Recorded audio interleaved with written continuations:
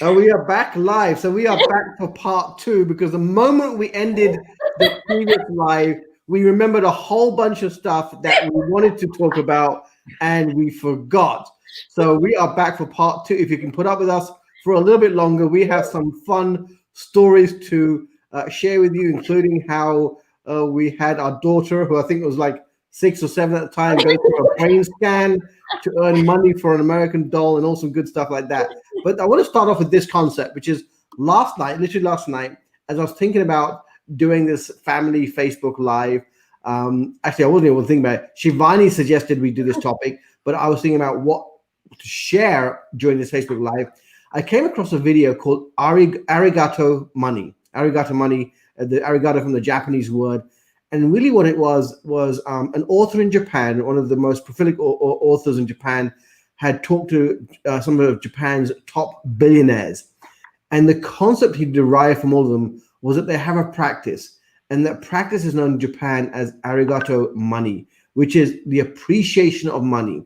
Now, normally, and we've done this, whenever we have money coming in, we'll take the check, we'll take the, if we're doing garage sales or whatever, we'll take the money and we'll put it into our kind of little altar area as a show of appreciation. But what I don't do is the appreciation of money when it's flowing out. Normally when money's flowing out, there's more of a resentment that money, you have to pay bills. But the practice is that you bless or you appreciate the money both going in and going out. And a very simple practice, and you can learn a lot more about it. If you just go to Arigato Money on YouTube, you'll find videos. But so in our way, we've done this, but I've never really consciously appreciated money on the outflow as much as I have on the inflow. But anyway, I just want to share that with you guys. So that's something that kind of came up as I was kind of thinking about what to share during the first Facebook Live. But this Facebook Live is we're just going to share some stories. So Shivani, why don't we start with you? Where we basically had to pimp you out for a brain scan. Okay. Well, it was all your decision. Like, I clearly remember you asking me, going, Shivani, do you want to do this? Okay. How old are you? Before we even got to that, okay, share, like, what is it that you really, really want? Okay. All your friends. All of my friends, which was like a total of 3 people. Your best friends. How old are you? How old are you? Was this at 7, 8, or like what? This is 7, 8, yeah. Okay. So all of my friends, Alyssa, Ariana, and Callie, had these American Girl dolls, which were super popular at the time, and they were not cheap dolls. Like, most people think a doll maybe like $15, $20, without the accessories and all that. This was like a $50 to $60 doll. No. $100 and more. Oh my God! Okay, $100 doll. Why did I want this doll? Okay. Anyways, $100 doll. And that's without accessories and all that. And of course, all girls were like, yes, we want the clothes and shoes and all that kind of stuff. And I really, really, really wanted this doll because, like my mom's shoes or trainers, were like what made you cool. American Girl dolls is what made me cool. And I really wanted this doll because everybody else was having it and had it, and they were like, go on like play dates. I don't even know if we called it play dates at that time, but I'm assuming we did. And they would bring their dolls with them, and I'd be there like using another person's like second doll. Have tea parties and go to the hospital and. So wait a second. Okay, I really have no authority on this subject whatsoever. But these American Girl dolls, they all have very unique features. Yeah. They have names, they have characters, they even have stories. They have like movies and story plots, and like they have like specific dolls for like specific genres of Native American and this, that. And then a movie came out that had an Indian American Girl doll in it, and I was like, "Oh my God, it was the first time ever, right?" Because people would buy American Girl dolls, right? I mean, correct me if I'm wrong. Again, I'm an authority on this subject. Correct me if I'm wrong. They would tend to buy an American Girl doll that kind of resembled themselves, correct? Yeah. Yep. Most of the time they They did. could. They even had like a space where you could go and actually pick out which features, what type of hair, all that fancy stuff. Yeah. But basically, this Indian American Girl doll came out, and I really, really wanted it because it was the only Indian American doll. And I'm not talking Native American, I'm talking Indian. Like two different things, people. And I was like, I need this doll, I want this doll.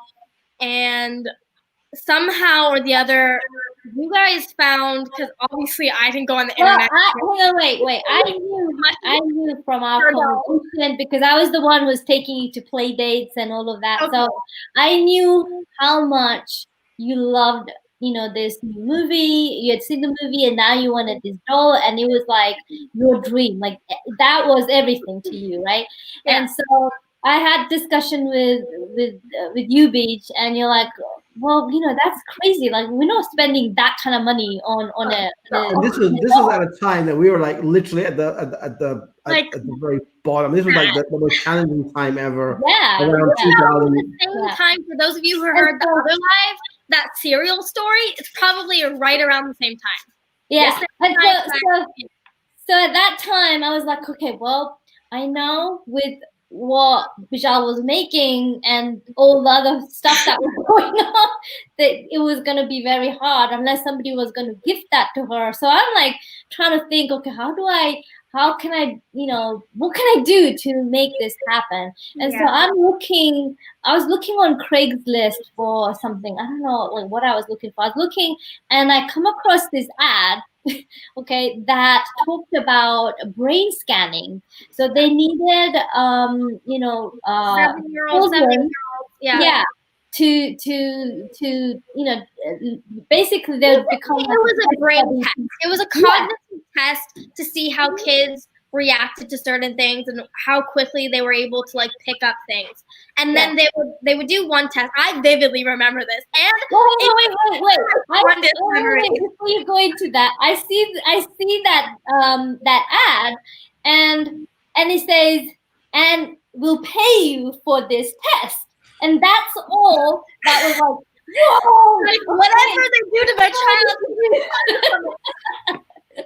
So we're like, yep, our daughter qualifies. She's 7, she's 7, 8. I can get an American Girl doll. She has a brain. At least if she doesn't, we'll find out at the same time, right? So we go. She does these like a couple of series of these. I remember this vividly because I remember how much I actually loved doing this because I don't know what it was. Maybe it was like my inner like personal development, understanding brain like coming out, but like I loved it. So I would go into the place. Mom drove me there. We would get there. They would give me these earbuds that were made out of this foam that I loved to press down on the foam. Yeah. And they're all like different colors and stuff. We put them in our ears. They'd give me a blanket because it's freezing in this like scanner. It's like a full-blown like CT scanner thing. Yeah. It was really loud. And I had headphones on, and they would just show me like images and like have me click right and left on my 2 fingers without moving anything.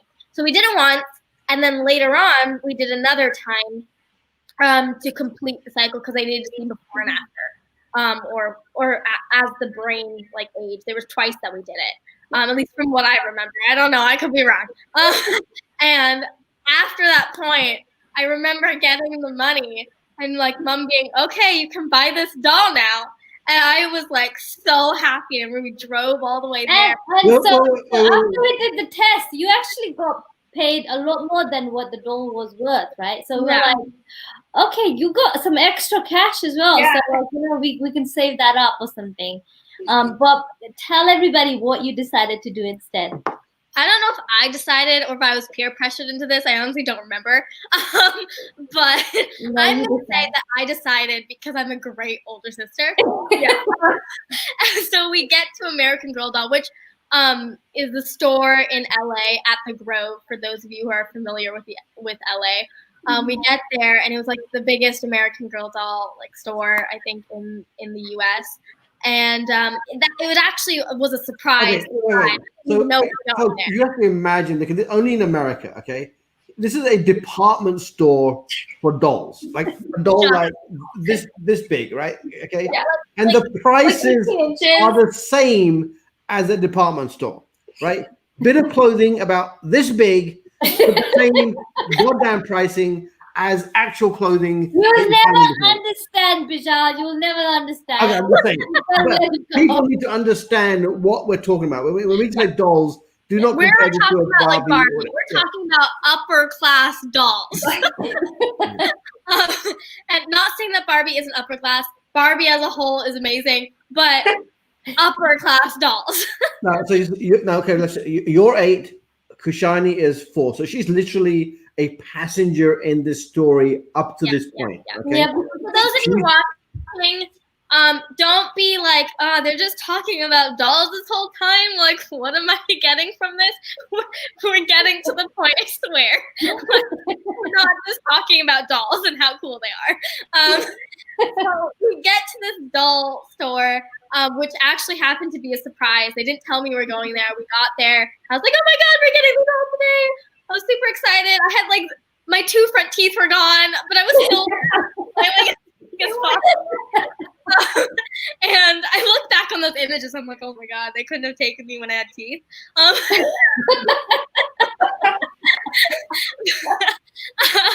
But we get there, and I find my doll. And I'm like, yes, this looks like me. It had like curly hair, not super curly because it was wavy at the time. It was Indian, and I loved it. And I ended up getting that doll. But the cherry on top, for at least my sister, was because I earned extra money. From, No, wait. So we buy your doll, okay? Yeah. And now myself and your mom, me and you're like very aware that Kushani's gonna feel it. energy, her tone had changed. Okay, but she wasn't saying anything. She wasn't asking for anything. She wasn't saying I want one.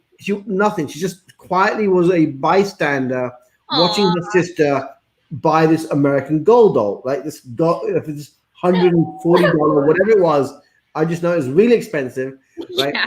And we walk out of the store. We actually left the store. We're taking photographs outside the store, you and your doll, and the store behind you, blah, blah, blah. And I can't remember if it was myself or Yogi, but we noticed that Kushi was like, her energy, her facial expression changed, right? Not dramatically. She wasn't by any means like whining or upset, but we could just sense the sense of like, oh, that's my impression of a 4-year-old. Right. Okay. So yeah, I can't remember if I asked you, you asked me, but I don't know. Somehow we came to the conclusion that it just would not be fair, or it would be more psychologically damaging to not give her the opportunity to get her own American Gold doll, the Gold doll at this point. So I don't know how we came to the conclusion, but I think we both knew that we really had to do this. I remember Shivani saying, well, you know, I did make more money than I needed to for the doll. So you know, maybe we can use that money. And we're like, I think I paid for half of the doll. Because I had half of what the doll costs, and you guys paid the other half for Kushi's doll. Yeah. Yeah, and I think as a parent, you know, you do want to, you know, make your kids happy. You do want to get them whatever they want, right? And so it wasn't like, in our case, it wasn't like all the time that I want this, I want this, I want that, you know. Yeah. You know, it's there's some rare occasions where it was like, okay, now all the kids, and because of what I had personally experienced with the whole shoe experience and how I had to starve myself, I think I was more in that space of, okay, how can we make this happen? And okay, it's a little bit more money that we'll have to adjust somehow, but how much joy will this bring to her sister as well at this moment, right? And now they both can have this experience of enjoying these dolls, playing together, and you know, she's not left out, and how that would be different, you know. So let's get into a teaching moment here, because as I'm hearing this, yesterday we were in IKEA, and Kushi became aware of this 8-year-old, and she goes, there's always one brat in a like what? And what she had become aware of this 8-year-old, girl, a very pretty girl, but really demanding and being quite rude to her parents, right? So we talked about this and say, and they were buying, I think, like table mats, these pink table mats, but and I was like, oh my God, these are god ugly. And what had happened was, because she walk me through what actually happened. Like she picked them up, and the mum said no, and then this girl kind of started throwing a little 8-year-old tantrum around it, right? So she literally just looked at her dad. She's like, "We're getting these mats," and he was like, "No, they're pink." And she's like, "I don't care." Pushed him out the way and stuffed them in the car and started pushing it away.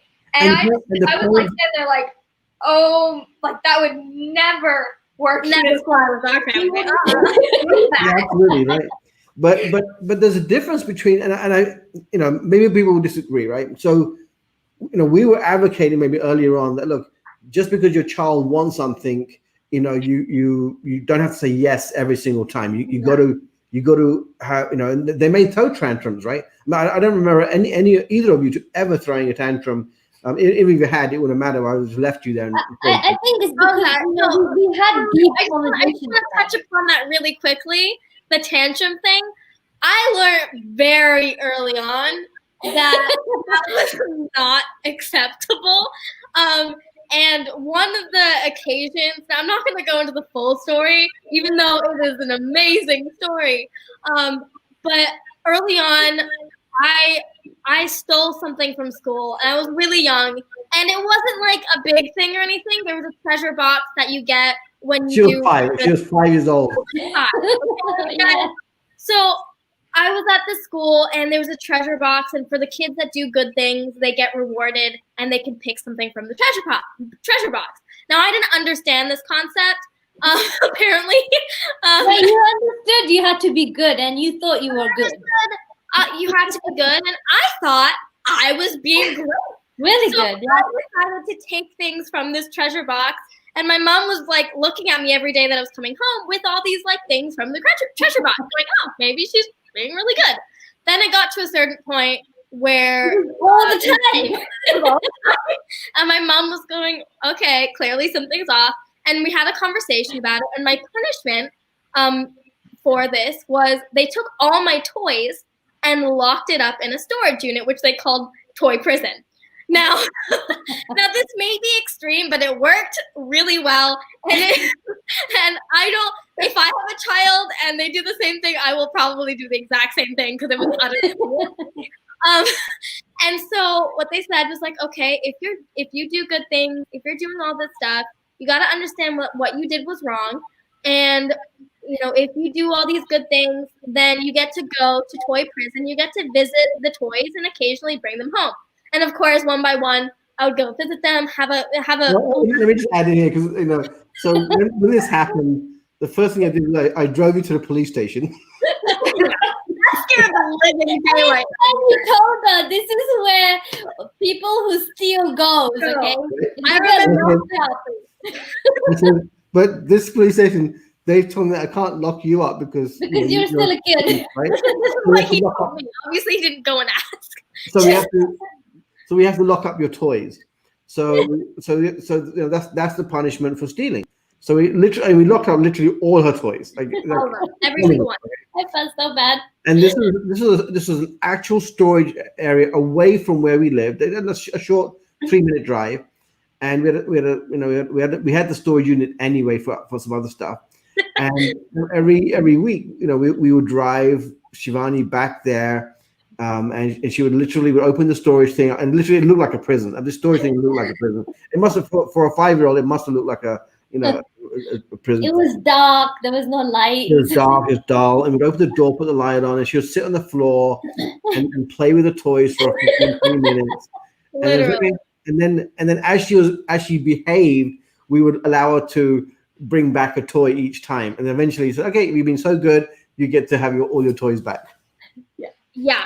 So I'm sure that's not in any parenting psychological handbook. It should be though, because it was genius. And looking back on it, yes, it may have felt a little bit cruel, but it really taught me a good lesson.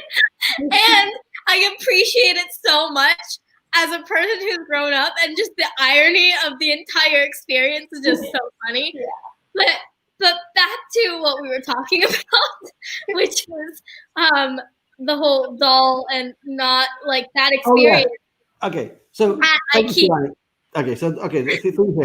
So we mentioned this was a very we're going through a lot of financial challenges time. Literally, like there's some months that we couldn't afford even rent. We had to borrow money from friends and stuff. Big story on that. But anyway, so here we are. Shivani had gone through a brain scan. She had made more money than she needed to buy her own girl doll, American Girl doll. And then we saw Cushy feeling a little bit low, down about this whole thing. So we asked her, "Hey, Kushani, would you like to buy your American Girl doll?" And at first she said no, right? She said, "No, I'm okay." But we could tell that was. But again, in a way, she still is like this.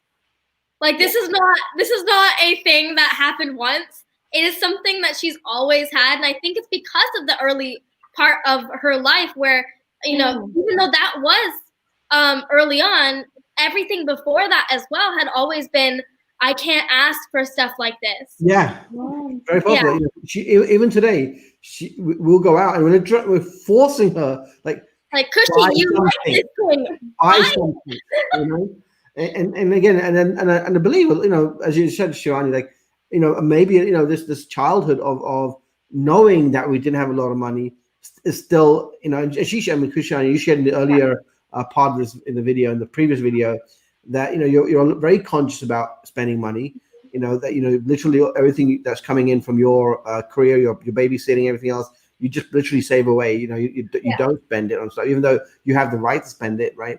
But last year you did treat yourself. Last year you worked hard. You earned enough money to buy your own ticket to fly to London. And how did that feel? Because this was a different thing that you did than normal, right? Where you saved most of the time. So by doing the opposite, how did that make you feel? It was such a fun trip, being able to go with one of my closest friends and being able to say, like, I did this for me. I funded it all, and even you guys like gave us extra money, like, here, this is like you're spending money on top of that. I really didn't use much of it because I really wanted it to be something that I could come back and say, I funded the trip, I paid for anything, my expenses, and it was for me, and it was such a fun experience that I'll never forget. So it was awesome.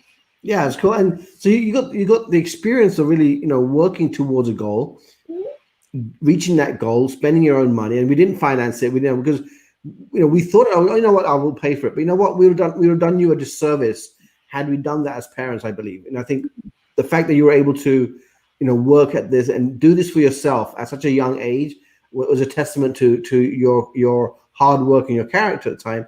But okay. American Girl story, right? We'll get to the point eventually with the story, right? So here we are. And at first she says, "No, I'm okay, no, okay." But we said, "You know what? You can go. Let's go get you an American Girl doll."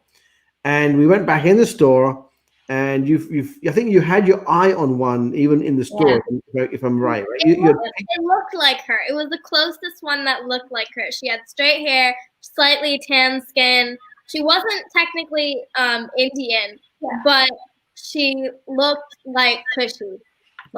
And so in that moment as parents, and this is look, before we said, hey, you don't spend money for your kids, but in this case, we already had spent, even though Shivani had earned it by doing a brain scan, she already had her American Girl doll. I believe that not getting one for Kushani in that moment would have been a really bad decision from our perspective, parents, because I think what it would have done, it would have created a deep-seated animosity towards her sister who did get something, right? Yeah. So there are times, and I believe as parents, we have to really think about spending decisions in these kind of situations. Like, what's the psychological? I think a no is like delayed gratification, right? So when you used to say no to a child, in the moment they may throw a hissy fit, they might be all upset, but I think kids really forget that kind of no very quickly. I think more quickly than parents think about, right? And I think when I see parents give in to their kids in terms of buying decisions just because their kids are like, I think that's not the right way. Yeah, honestly, people who have that experience where their kids are going, I want this, I want this, I want this. Like I've learned through, psychology and like personal development and all that kind of stuff, that a quick redirect into something that they already have, they'll forget it like almost instantaneously, which proves the point that a no they can get over very quickly. But if they see something that another sibling already has and then they receive a no, then it's like, what the hell? Like, Yeah. there's Why a did difference I in me and her, or whatever it is. So definitely, totally agree with that. And so, okay, fast forward story many years later. So you both had you've grown up now. You don't really play with dolls. You've got these dolls, and you're ready to let go of them, right? Are you ready to let go of them? Because I still have those American Girl dolls. Do you? I thought you sold them. No, we still have them. I'm still in a mission of having this conversation with them. I was like, okay, you're not playing with them. They're in the box. I wanted it for my them? child. I spent that much money and did a brain scan. It better have been worth it. Yeah, their plan is to keep it for the kids. It's become a sentimental item. Yeah. Okay. For them. And at some point they may decide it's time to let it go, but when they're ready. So Kushani, so you've had a fascination with cuddly toys, right? I mean, the one way how many cuddly toys do you have? Because each one has a name, and you've named every single one of them, and you know each one of their names. So how many do you have? More than 80. Yeah. I think a lot more than 80. Before you guys think like, oh my God, 80 stuffed animals, like that's insane. Just know that this whole thing started through time when we were traveling, and like Dad would go on a trip and he would bring back like a stuffed animal from where he was going, or we would go somewhere and she would bring. It's been a 12-year collection since I was like 3. I think is my earliest. Yeah. Up until like Polo. Polo was the first one. Polo is a polar bear. Poor guy, he's blind now. Naming from SeaWorld in San Diego. I think he was the first, I believe. Yeah. And then no. Wasn't there a Winnie the Pooh before that? That wasn't mine. That was mine. But you passed it on to Kushi, right? No, but it was still mine. No. Okay. We're not. There's a lesson of sharing there. Anyway, look, we have some shout outs. So Gautam from in India is saying hello to us. Mukesh Gangani is saying hello. Indu. Hey, everybody. They're all sharing their wishes with us. Thanks so much, guys, for hanging out here with us as we have this fun, interesting Angie Granger. Hey, we were just talking about you earlier. Granger in the previous video, and the work she's done around relationships and money. And again, check out Angie if you want to throw your link in there. If your book is still out there on money and stuff, she's written some great books around money and our relationship to money. We learned a lot from her, I believe.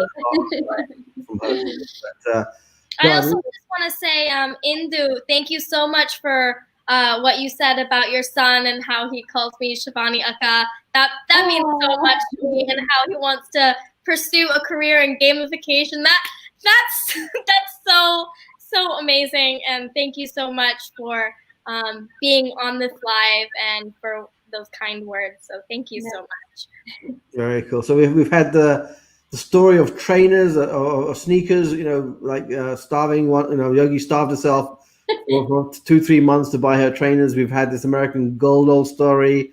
God, I mean, the stories around. And when you start thinking about it, we have so many stories around our family and money. And in the moment, it may not have felt, in the moment, some of these stories would have felt very negative.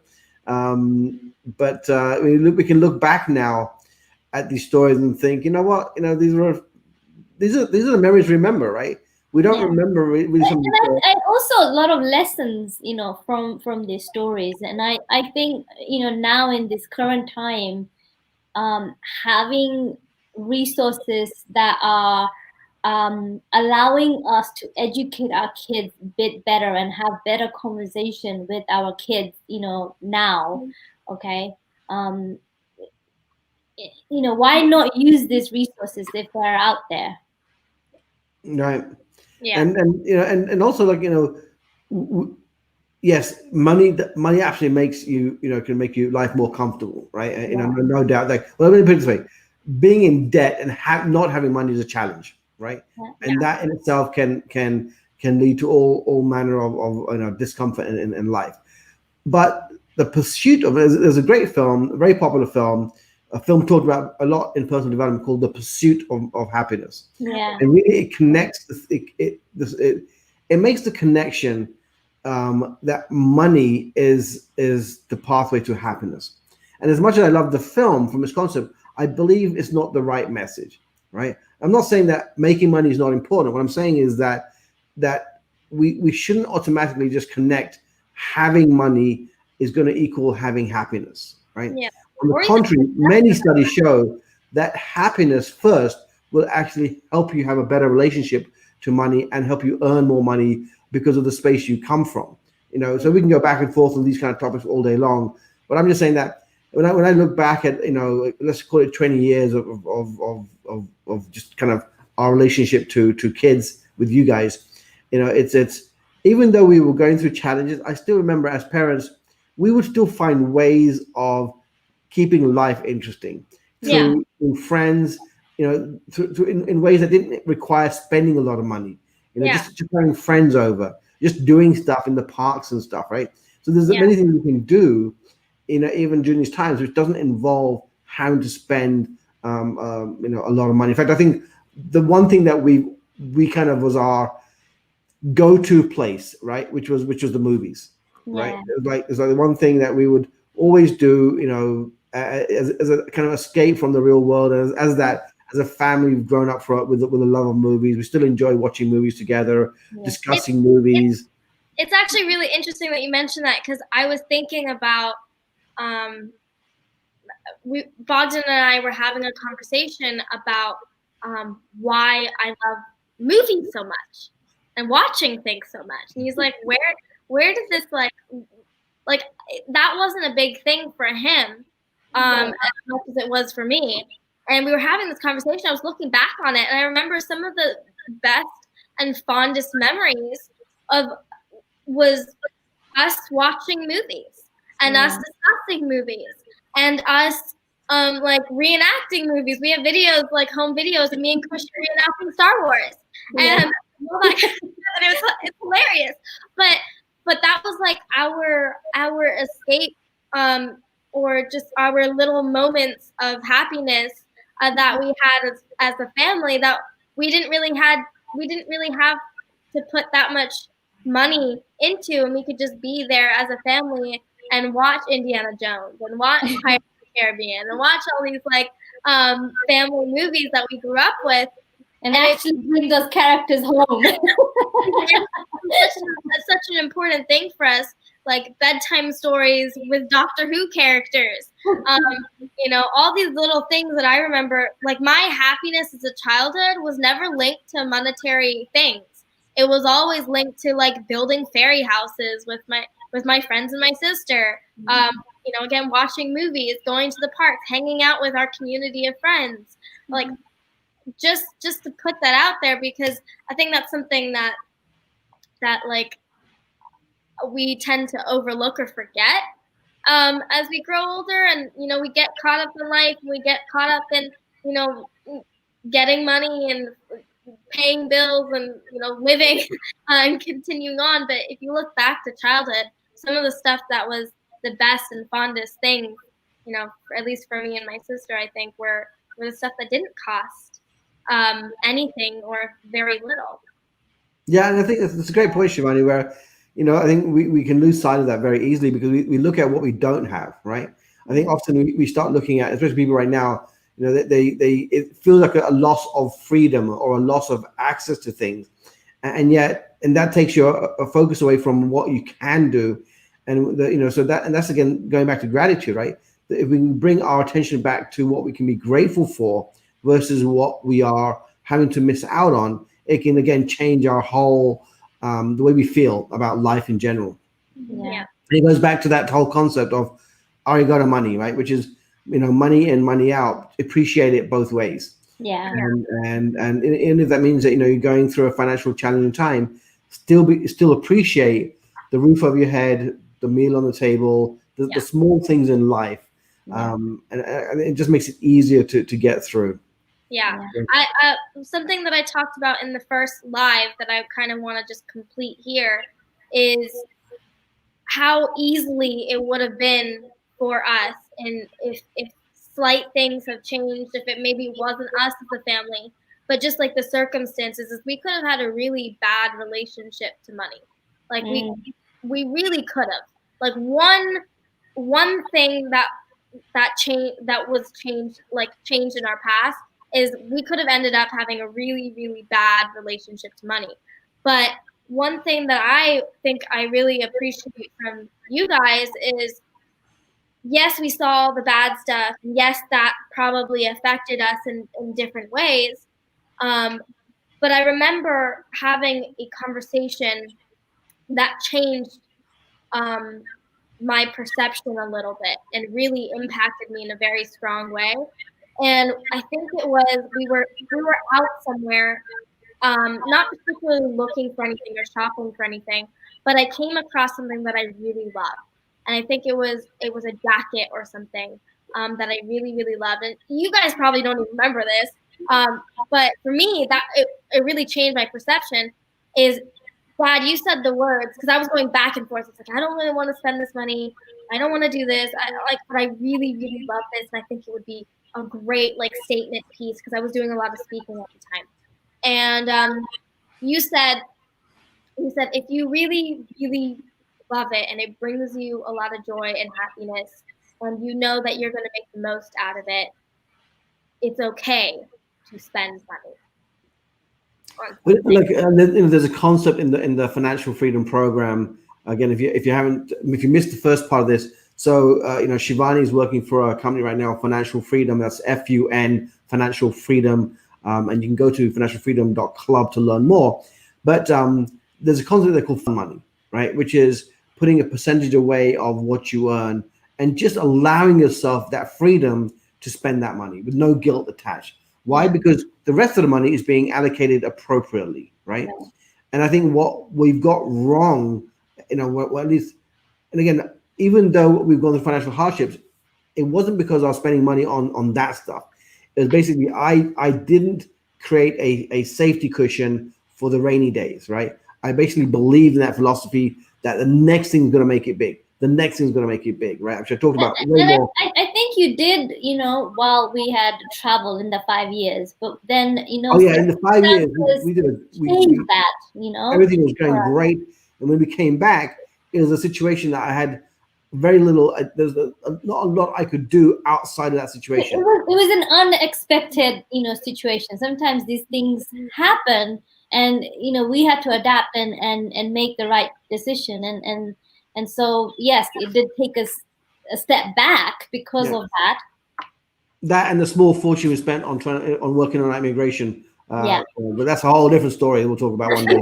Yes, but again, this concept of putting something away every single time money comes in, and putting a little bit of money aside for your fun money, and having no guilt about spending that fun money. Why? Because it's fun money, right? But when we do it the right way, and again, the program Financial Freedom teaches this in a way that even 7-year-olds can start understanding this concept. Because I think when we get this relationship with money right early on, in childhood, I think it's going to be so transformational for kids growing up in the next, in the future. And who knows where all of this is going to go? But I still think the fundamentals really won't change much. Yeah, and having some sort of process or some sort of formula to follow, whereas before we were just doing it blindly, right? So, now I think my understanding of the program is, which I'm super excited about going and jumping in, going through that material and learning, again for myself, because I'm like, okay, there's things that's still missing from the way I have been doing it. So it's like, can I take this new information and use this formula to better my relationship with money, and as a family as well, Yeah. Very cool. All right, look, this is meant to be a 30-minute Facebook live. It's now closing in almost an hour and 40 minutes. In fact, it's a movie length. We just created our own family movie. Woo! Wow, guys. This is with the Parmars. Oh wow, that's fun. So you know, I just want to say thank you for all those people who had come in and supported us and watched us today, and you know, just to see what we're up to. So thank you all for watching. And I want to say on behalf of the entire family, I think that we want to thank all the people who supported us through all the hard times that we had. Absolutely. Because I don't think we would be who we are today in terms of our mindset, in terms of you know, everything without the people that we had that supported us through those times. Yeah, you know, saying that, Shivani, again, God, this could go on and on. But you know, last week we were going through a lot of decluttering of paperwork, and we actually came across, you know, a sheet of paper that we were tracking that people had lent us money during a very challenging time around 2005. That, you know, we had just started a new business, and we thought we were going to get a finance partner was going to come in and help fund it. And last minute he backed out. We had spent all the money with, you know, blah, blah, blah. Anyway, so we have to go out to our friends and say, hey, we need help. And so many friends, you know, just $500, $1,000 here or whatever. And we found that list of people. And again, it makes you realize, like, you know what? So grateful. You said, Shivani, so many people have been there for us in that time of need. Again, you know, we've been in that position as well to help other people out too. And again, it's just that, you know, when we can, we help. And when we're in trouble, just ask. You know, like, pride is one of the most dangerous things that can hold us back from getting the help we need if those times, you know, do happen. So, but, you know, with that said, I know that we can go on talking about this stuff forever and ever and ever, because I guess but we've got to get on with Sunday because we have more decluttering to do today. That's right. My Sunday's ending, so so I guess it's off to bed real soon. Good night, Shivani. Okay. Anyways, from us to you guys have a wonderful. Stay healthy, stay happy. Wear a mask. Don't wear a mask. Whatever you want to do, you know, just be safe, be healthy, and until next time, bye from all of us. Bye. Bye.